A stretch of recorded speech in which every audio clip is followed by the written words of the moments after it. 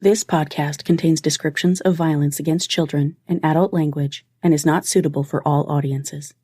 Listener discretion is advised.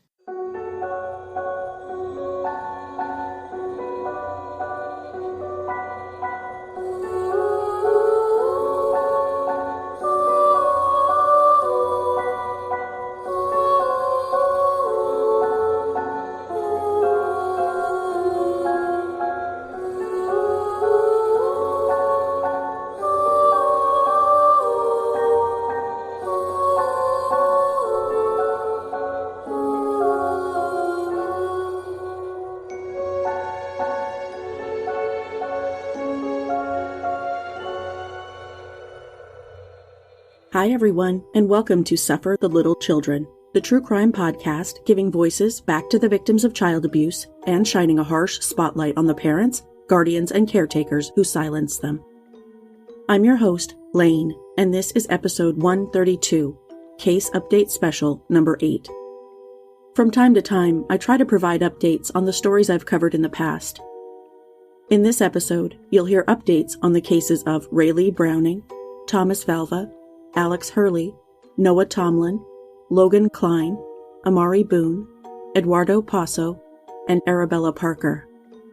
This is episode 132, Case Update Special number 8. Before I get into the updates, I'd like to give a shout out to my newest patrons, Jess M. from Alkmaar, West Australia, Brittany T. from Franklin, Kentucky, and from the trunk of a 67 Impala, thank you to Nicole B., Ashley J., and Megan P. Thank you all so much for your support. If you'd like to make a pledge, you can do so at patreon.com/stlcpod. Because I want to cover updates on so many cases in this episode, I'm going to keep the backstory for each to a minimum, so I'll provide links to all of the children's original episodes in the show notes for today's episode. Let's get right into it.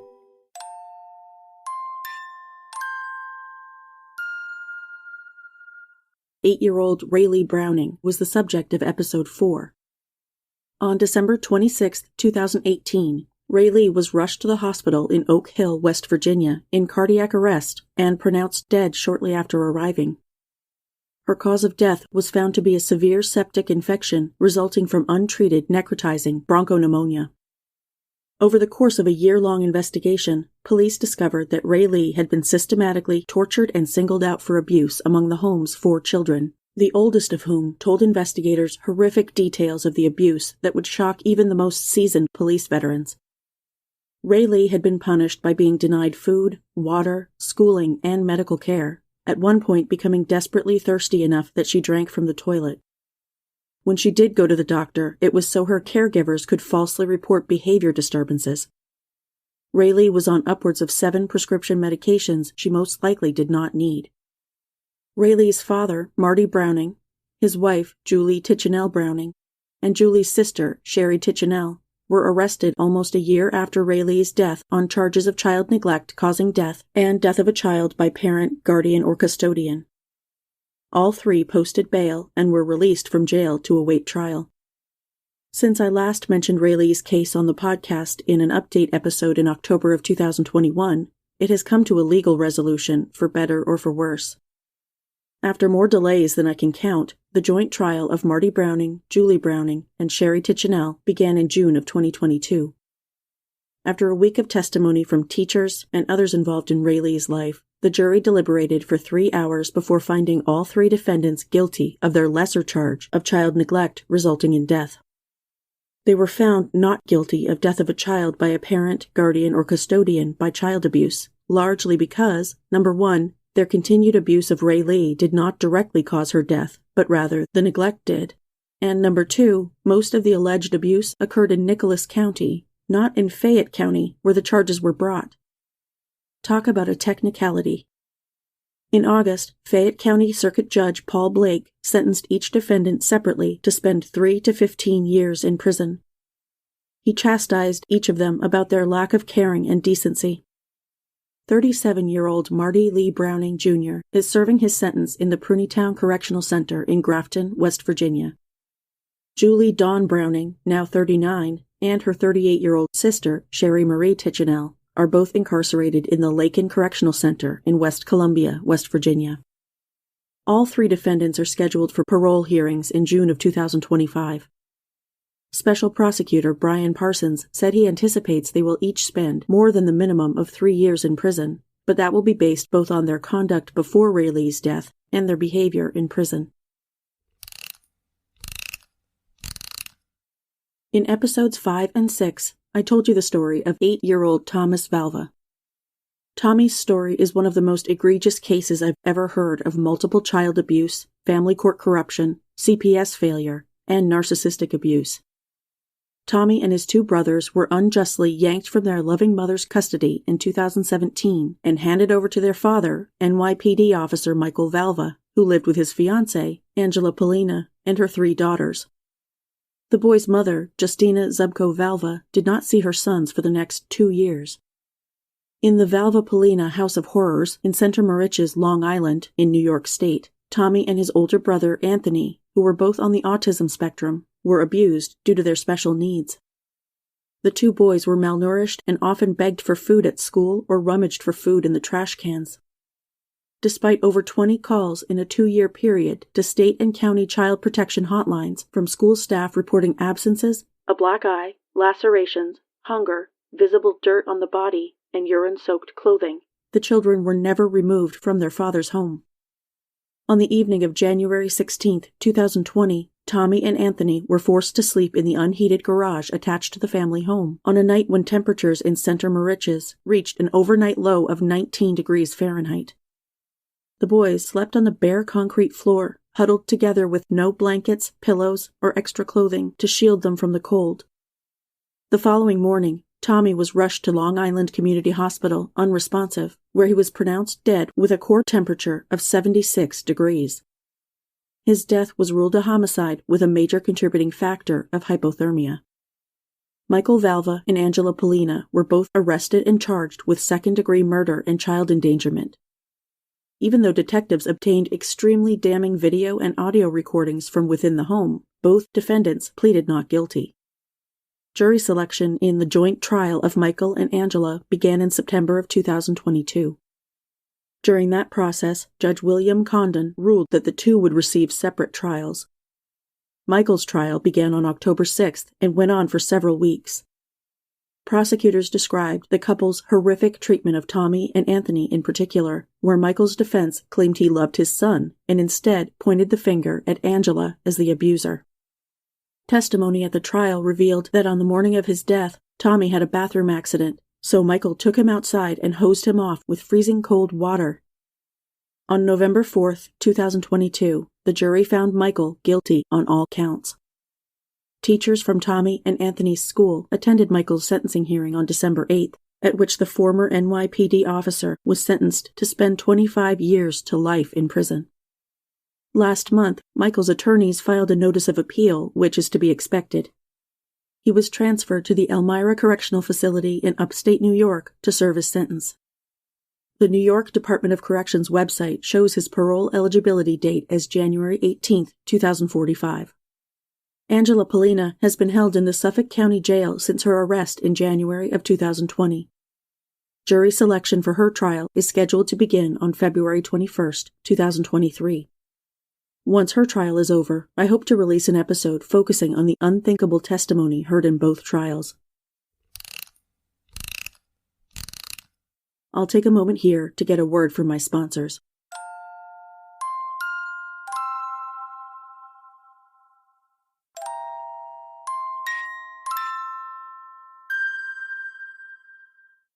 In Episode 7, I featured the story of 12-year-old James Alexander Hurley, who went by Alex. On February 3, 2020, 12-year-old Alex was found dead in his grandparents' home in West Yellowstone, Montana. Alex had gone to live with his paternal grandparents and their children after his father's death in 2018. Alex was emaciated and covered with injuries, including bruises all over his body, particularly severe bruises on his buttocks and a gash on the back of his head, and his death was ruled a homicide caused by blunt force trauma to the head. Videos were found on cell phones belonging to Alex's family portraying family members horrifically abusing Alex for 2 years, including forcing him to exercise as punishment, hitting him with a paddle, not allowing him to wear a coat in the frigid Montana winter, standing in front of a fan in only his underwear, forcing him to stay awake, spraying him in the face with isopropyl alcohol, and various other methods of torture. 5 people were charged in Alex's murder. His paternal grandmother, Patricia Batts, is charged with deliberate homicide, aggravated kidnapping, criminal child endangerment, and strangulation of a family member. Prosecutors say Patricia was the ringleader of the family's abuse culture. Patricia's husband, James Sasser Jr., pleaded guilty in August of 2021 to deliberate homicide, tampering with a witness, and criminal child endangerment. James and Patricia's daughter, Madison Rhianne Sasser, who was 18 at the time of her nephew's death, also accepted a plea deal, pleading guilty to felony aggravated kidnapping in exchange for the dismissal of her charge of felony negligent homicide. She has agreed to testify against her mother at trial. Madison was sentenced in January of 2021 to youth probation until her 21st birthday and adult probation until she turns 25. James and Patricia's son, James Sasser III, who was 14 when Alex died, pleaded guilty in October of 2020 to a juvenile charge of deliberate homicide by accountability and sentenced to imprisonment in a juvenile detention facility until he turns 18 and probation until he turns 25. James III physically caused Alex's death by beating him and kicking him in the head. Family friend Gage Anthony Rausch, 18 at the time of his arrest, was charged with felony assault on a minor after police found a video of him hitting Alex with a paddle or a bat on one occasion. Gage also took a plea deal, and in December of 2020, he was given a 5-year deferred sentence. Since I last spoke about Alex's case in October of 2021, there have been only a few updates. In March of 2022, grandfather James Sasser Jr. was sentenced to 100 years in prison. James, who apparently has not 1 but 3 Confederate flag tattoos for some reason, is serving his sentence in the Montana State Prison in Deer Lodge, Montana. In September of last year, the weekend before what should have been Alex's 15th birthday, his mom, Alicia Davis, and many friends and family members gathered at Cleveland City Park in Cleveland, Texas, as a memorial bench was set in honor of Alex.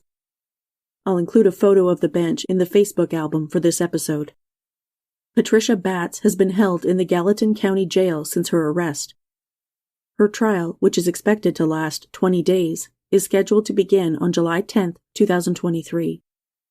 Although former Gallatin County prosecutor Marty Lambert had filed his office's intent to pursue the death penalty for Patricia, a court battle surrounding the subject has raged ever since. In January of 2023, newly elected Gallatin County Attorney Audrey Cromwell filed to withdraw the county's notice of intent to seek the death penalty. She said of her decision, "Looking at this case holistically, the best way that we can get justice for Alex is by withdrawing the penalty. It will make this move more swiftly and secure a sentence where Ms. Batts will never see the outside of a prison cell again."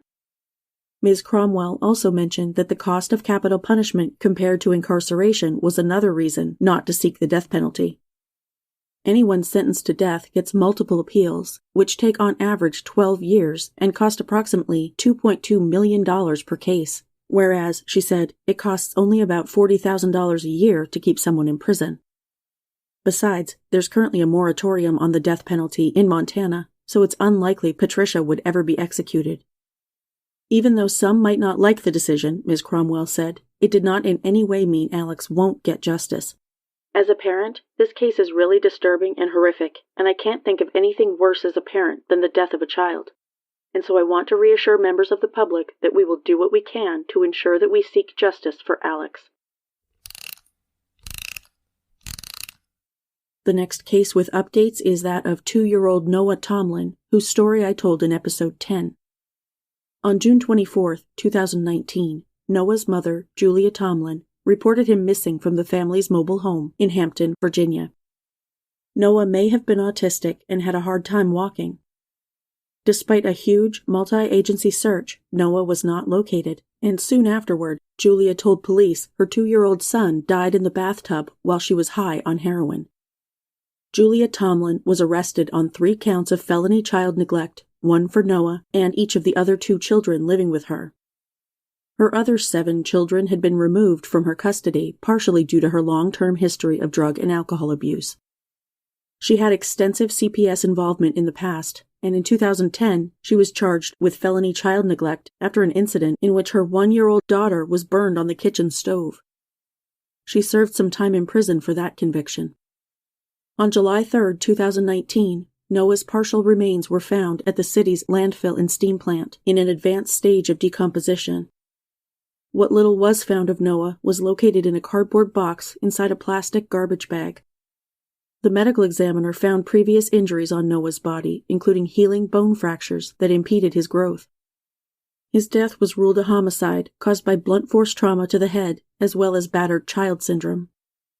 After Noah's remains were found, Julia was additionally charged with second-degree murder, concealing a dead body, and child abuse. On December 14, 2021, Julia pleaded guilty to all of her charges, acknowledging in court that she killed 2-year-old Noah. There was no plea agreement, but prosecutors opted not to pursue Julia's other charges. Since I last updated Noah's case on the podcast that same month, in July of 2022, Julia received the maximum sentence of 55 years in prison. At her sentencing hearing, her 19-year-old daughter gave a statement, testifying that in Julia's so-called care, every one of her 10 children endured physical and mental abuse. My mother, Julia Tomlin, has never been fit to be a parent. She has only ever cared for herself and has never prioritized the needs of any of her children, even when she had claimed to be doing so. All of her children have been removed from her care and should have never been returned to her care. Noah received the worst from her. In the 2 short years he lived, he had witnessed pure hate and cruelty from the woman who was supposed to love and protect him. Assistant Chief Medical Examiner Wendy Gunther also testified, saying that Noah's head injuries required extreme force and were of similar severity to injuries suffered in a fall from a multi-story building or from being swung by the legs headfirst into the wall. Hampton Commonwealth's attorney, Prosecutor Anton Bell, said, "At the time of the crime, we do not believe she was remorseful because of the steps she took to hide and cover up what she did. Noah is someone who was brutalized, someone who was tortured. You don't torture someone and then say, 'I'm remorseful that I tortured you.' No, you're remorseful that you got caught." Handing down the maximum sentence, Chief Judge Michael Gayton told Julia that he didn't know if he could live with himself if he didn't give her the maximum sentence, adding that her sentence needed to speak to the value of Noah's life. 38-year-old Julia Leanna Tomlin is incarcerated in the Fluvanna Women's Correctional Center in Troy, Virginia. Her release date is listed as June 13, 2067. In episode 11, I told you the story of 11-year-old Logan Cline, whose story I last updated on the podcast in October of 2021. Logan died after months of alleged physical and sexual torture at the hands of his mother, Stormy Johnson, and her boyfriend, Corey Trumbull. It is believed he was murdered in the family's motel room in Wichita Falls, Texas, on December 1, 2019. Logan's death was unreported until over 2 months later when a domestic violence report in Las Vegas, Nevada, led police in Wichita Falls to find the boy's body in an abandoned car. Corey was arrested in Las Vegas on multiple charges for his violent assault on Stormy. He was also charged in Texas with capital murder and tampering with evidence. Stormy was also charged with tampering with evidence. During a forensic interview, Logan's 15-year-old sister disclosed that she and Logan were sexually abused by Corey and their mother, and on several occasions, Logan's abuse involved bestiality. The family traveled with their 3 dogs. Logan also received brutal physical abuse from both Corey and Stormy, including a broken nose, bruises from head to toe, and finally, a severe head injury after Corey stomped on Logan's skull. When Logan ultimately died on or around December 1, 2019, Corey and Stormy kept his body in a bathtub full of ice and water before moving him to the abandoned car and skipping town. While in custody, the pair was charged in Nevada with multiple charges connected to child sexual abuse and child pornography. Corey was sentenced to 2 to 10 years in the Nevada Department of Corrections, and Stormy received a sentence of 12 to 30 months. Stormy Lorraine Johnson was released from prison in Nevada on August 13, 2021, and taken immediately into custody by Wichita Falls police. She was booked into Wichita County Jail on her evidence tampering charge, as well as a brand new charge of murder, on a bond of $1.25 million. Since my last update, in May of 2022, Corey Allen Trumbull was released from prison in Nevada and booked into jail in Wichita County, Texas, where he will face his capital murder charge. He's being held on a bond of $2 million for the capital murder charge and $1 million for evidence tampering. The most recent update in Logan's case literally just happened.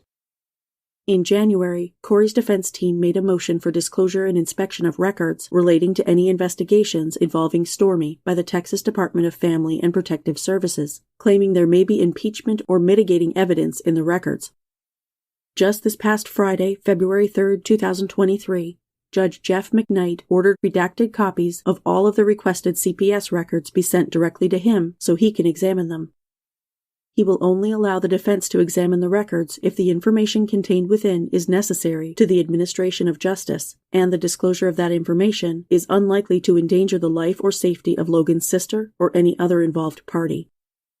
Corey has several pretrial conferences scheduled throughout 2023, and his case is specially set as the number 1 case for jury trial on August 21, 2023. Currently, Stormy's only scheduled court date is a pretrial conference on May 5th. I wouldn't be the least bit surprised if she was offered a plea deal in exchange for testifying against Corey, but that remains to be seen. I'll pause here for another sponsor break.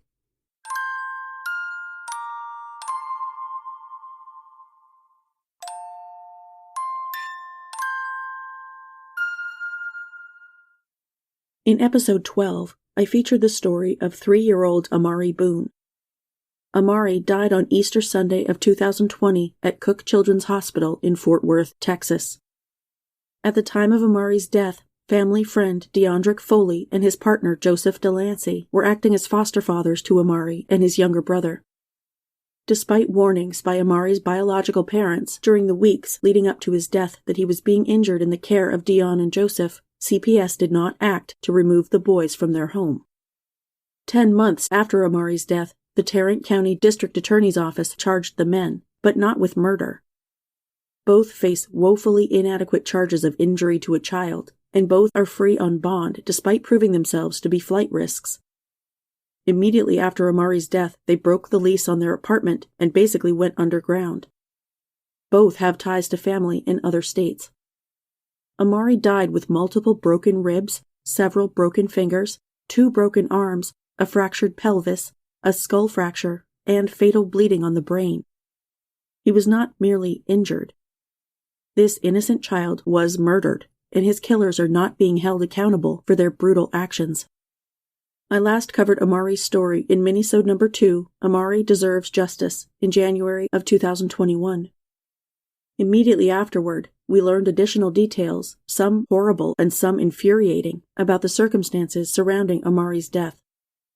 According to an affidavit, Deon told police that when he and Joseph picked the children up from daycare on Thursday, April 9, 2020, he thought Amari seemed subdued. After they got home, Deon stepped out for about 30 minutes to purchase food and diapers, and when he returned, Amari was already asleep. An affidavit written by Fort Worth Police Detective Christopher Parker said Joseph reluctantly told police that on the evening of April 9, 2020, Amari had wet his bed, so he placed the almost 4-year-old on the bathroom counter to change him. Joseph said he stepped out of the bathroom to retrieve wipes from the living room, and while he was gone, Amari fell off the bathroom counter and hit his head on the floor. Joseph told police that when he returned to the bathroom, Amari jumped back up and started talking. Joseph said nothing appeared to be wrong with Amari other than a headache, and Amari watched TV until he fell asleep, at which point Joseph put him back into bed. The next morning, Joseph told police, he and Deon were preparing to get Amari and his baby brother ready for daycare when they found Amari unresponsive on the floor of his bedroom with the boy's playpen on top of him. Joseph said that when he checked Amari's pulse, he heard gargled breathing and saw blood seeping from Amari's nose and ear. At that point, instead of calling 911 and summoning an ambulance like most logical, innocent caregivers would do, Joseph and Deon drove the unresponsive little boy to the hospital themselves. The affidavit also mentions that Dion and Joseph arrived at the hospital with Amari about 48 minutes after they said they found him unresponsive, although the drive from their apartment to the hospital should have taken at most 18 minutes. A doctor at Cook Children's told Detective Parker that falling from a bathroom counter could not have caused Amari's injuries, which were described as a massive skull fracture and massive brain injury and massive bleeding around the brain. When NBC News reporter Julia Ingram was able to track down and speak with Dion Foley over the summer, he told her that Amari's fatal injuries were incurred at daycare.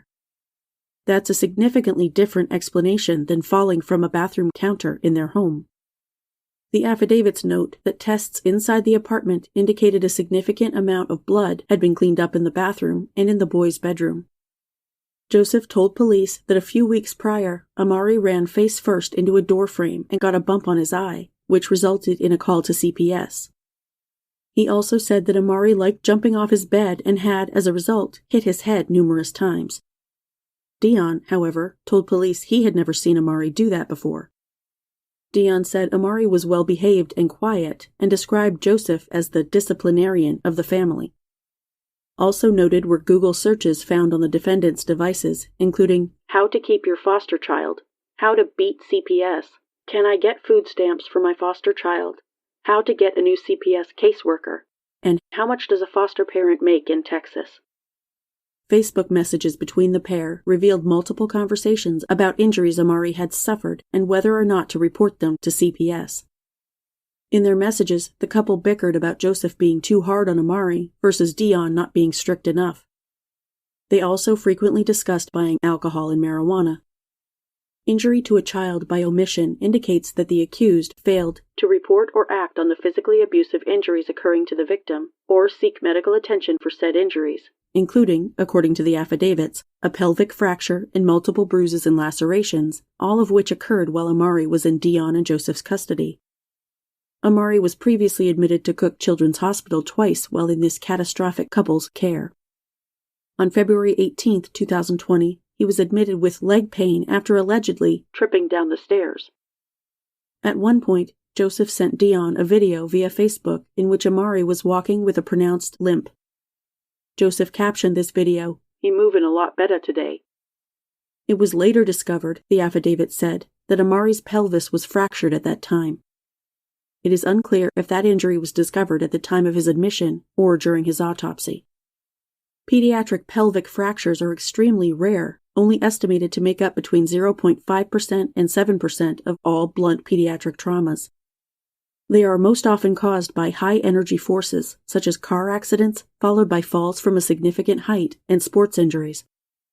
No car accidents were reported by the defendants, nor were any falls from anything higher than a bathroom counter, and at age 3, Amari was not participating in any sports to speak of.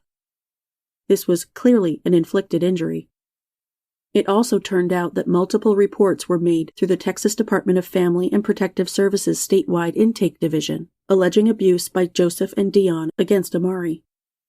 On March 7, 2020, Rodney and Ariana, the boys' parents, reported that Joseph had been hitting Amari and mentioned bruises on his chest and back.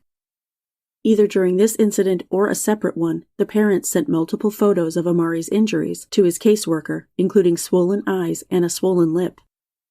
Then, on March 17th, an acquaintance of Joseph's reported that the couple was beating the boys and that Joseph had hurt Amari's lip. She said that Amari was afraid of Joseph and that he and Dion smoked marijuana and drank around the kids every day. According to the affidavit, the witness said that when she first met Amari, he was chatty as opposed to the last time she saw him, when his face was swollen and he wouldn't speak. In April of 2021, on behalf of a grassroots group called Justice for Amari Boone, I sent a petition bearing well over 300,000 signatures demanding justice for Amari to the Tarrant County Criminal District Attorney, Sharon Wilson. We never received a peep in response, and the charges against the foster fathers remain the same.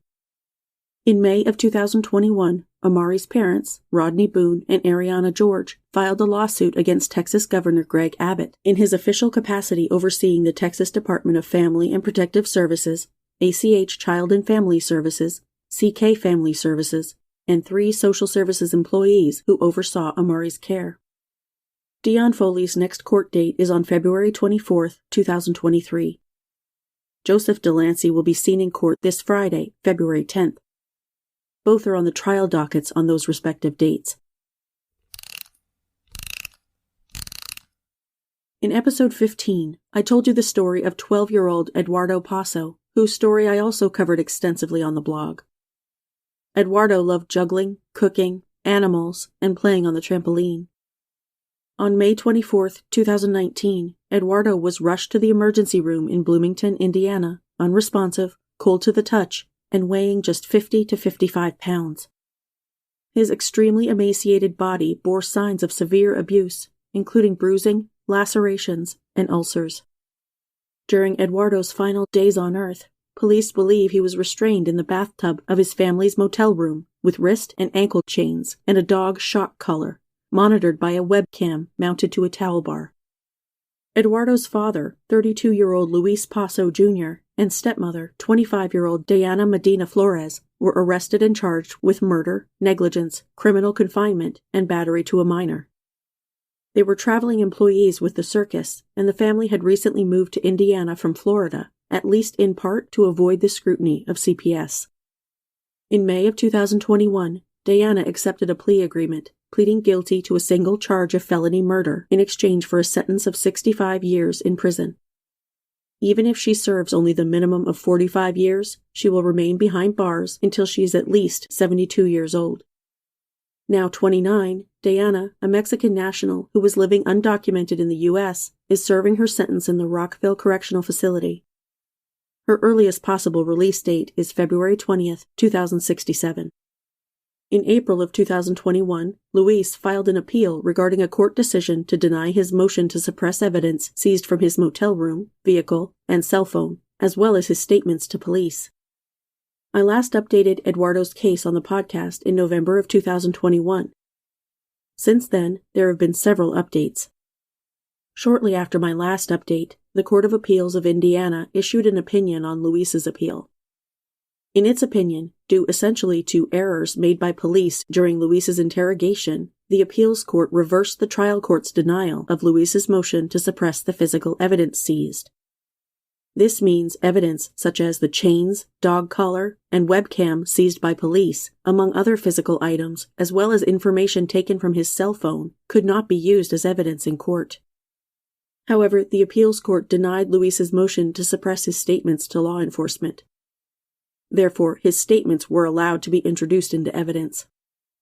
Luis's case was remanded to the trial court for further proceedings. This update was devastating because it meant that some of the most damning evidence against Luis could not be used at trial. In March of 2022, Diana's attorneys filed an appeal seeking a reduction in her sentence on the grounds that the court did not consider mitigating circumstances when she was sentenced. That appeal was denied in July of last year. Meanwhile, in June, Luis accepted a similar plea deal to his wife's, pleading guilty to murder in exchange for the dismissal of his other charges. The prosecution also dropped its petition seeking life in prison without parole. They did, however, seek the maximum sentence of 65 years for Luis. At a court hearing in August, witnesses gave deposition testimony, including emergency room doctor Kevin Moore, who treated Eduardo the night he died. Dr. Moore testified that when Eduardo arrived at the hospital that night, medical staff estimated his age at about 4 years because of his size. Eduardo's autopsy report stated that Eduardo's internal organs had begun shrinking, which meant his body was essentially digesting itself. The pathologist also found hair fibers in Eduardo's stomach, which is another sign of starvation. Another witness, Eduardo's younger sister, who was by that time 11 years old, also testified, saying that the night her brother died, she heard her parents beating him in the motel bathroom and running cold water over his body. She testified that her parents used the electric dog collar on Eduardo almost every day. In October of 2022, Judge Christine Haseman sentenced Luis to the maximum sentence of 65 years in prison, citing the aggravating evidence in the case that indicated Luis and Diana tortured his son. 36-year-old Luis Eduardo Posso is currently incarcerated in the Wabash Valley Level 3 facility in Carlisle, Indiana. His earliest possible release date is listed as February 21, 2068. By that time, Luis will be 80 years old. I'll pause here for one final sponsor break.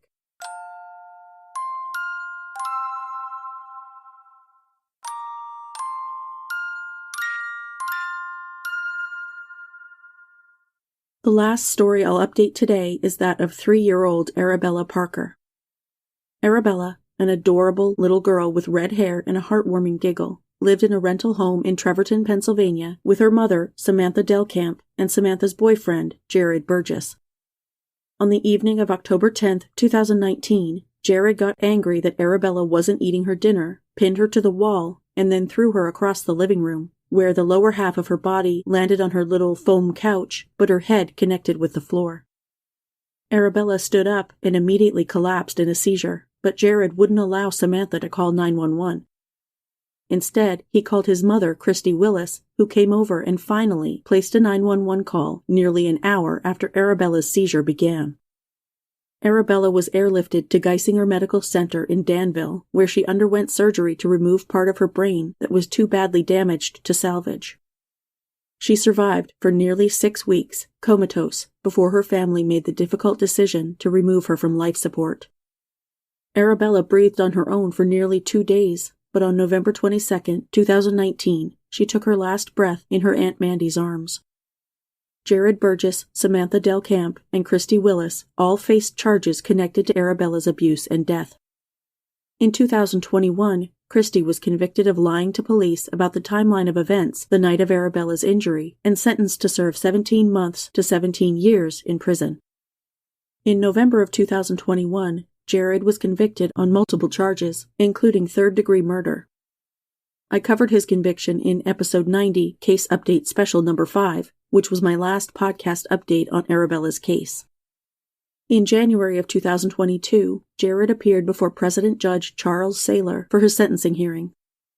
Defense attorney Richard Feudale asked the judge to give Jared a break because of his age, saying, "This was children raising children. Some are good at it, and some are not." Jared read a statement to the court, saying, "I take 100% responsibility for what happened to Arabella.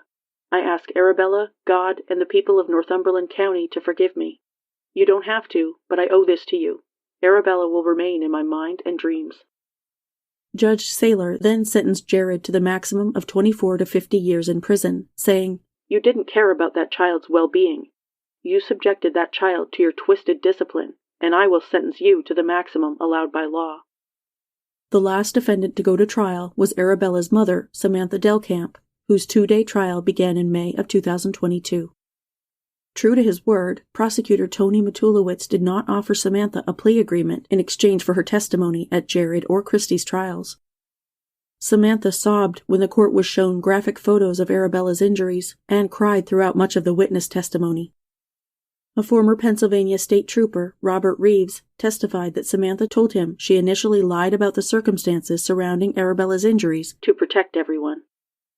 Geisinger pediatrician Dr. Paul Bellino testified that some of Arabella's injuries were in the healing stage, indicating they were suffered well before her fatal brain injury. Because the emergency call initially reported Arabella was having a seizure and didn't mention head trauma, the doctor said, this prevented medical personnel at the hospital from being better prepared to treat a more serious injury. He also cited the 49-minute delay between Arabella's injury and Christy Willis's 911 call as a major contributor to her death. Prosecutor Matulowicz told the jury during closing arguments that Samantha chose her boyfriend over her child. The beating, lying, and waiting are what killed Arabella. You can't just stand there like a deer in headlights because you are scared. She chose her boyfriend over the health, wellness, and safety of her own child. She chose to let the child die. She failed to perform the legal duty as a parent. On May 12, 2022, after 2 hours of jury deliberation, Samantha was found guilty of involuntary manslaughter, aggravated assault, and endangering the welfare of children. She cried while the verdict was read. After the verdict, Samantha's sister, Mandy Kegler, told reporter Frances Scarcella, "As a mother, you were supposed to do everything in your power to protect your child, and she failed Arabella. It doesn't matter how scared you are of that person. You do everything in your power to get out. I hope she thinks every day about the choices she made, how she failed Arabella and, honestly, herself." Arabella's sister, Amanda Parker, said, "I'm glad justice was served. I think about my sister every day and how this should have never happened. I hope Samantha thinks about this every day while she serves her sentence." In September of 2022, Judge Saylor admonished Samantha about her treatment of Arabella, saying, "I saw pictures of her in the hospital, and it was heartbreaking. You criminally failed to protect your daughter in that you stayed with Jared Burgess." He then sentenced Samantha to spend 12 to 25 years in prison. Jared Burgess appealed his sentence, but his appeal was denied in November, the same month Samantha filed a motion for a new trial. Her motion was denied on December 30th. Christy Willis is serving her sentence in the Pennsylvania State Correctional Institute at Muncie. Jared is incarcerated at SCI Benner Township, and Samantha was sent to SCI Cambridge Springs.